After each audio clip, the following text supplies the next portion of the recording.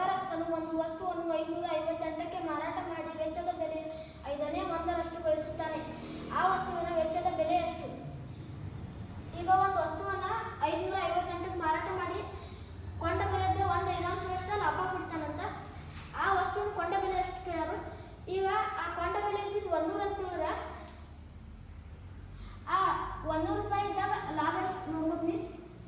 100 ಗುಂಡ್ಲೆ 1/5 20 ರೂಪಾಯಿ ಲಾಭ ಆಕೈತಿ. ಈಗ ಮಾರಿದ ಬೆಲೆ 120 ಆಕೈತಿ. ಈಗ 120 ಕೂಡಿಸ್ಕೊಂಡು ಮಾರಿದ ಬೆಲೆ 120 ಆಕೈತಿ. 120 ರೂಪಾಯಿ ಮಾರಿದ ಬೆಲೆ ಇದ್ದಾಗ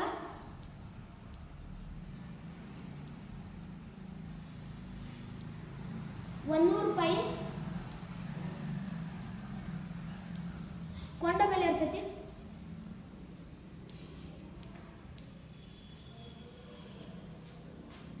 ಈಗ 558 ರೂಪಾಯಿ ಮಾರಿದ ಬೆಲೆ ಅಂತ ಕೊಟ್ಟಾರು. ಅದಕ್ಕೆ 558 ರೂಪಾಯಿ ಬರೋಬ್ಬರಿ ಮಾಡ್ಬೇಕು.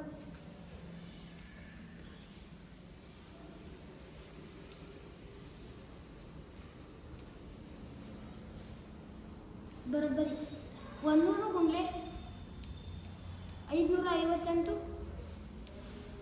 ಅಪಾನ್ 120. ಈ 0 ಹೊತ್ತು ಈ 0 ಹೊತ್ತು 2 5 2 6 6 1 6 9 54 6 3 18 93 5 465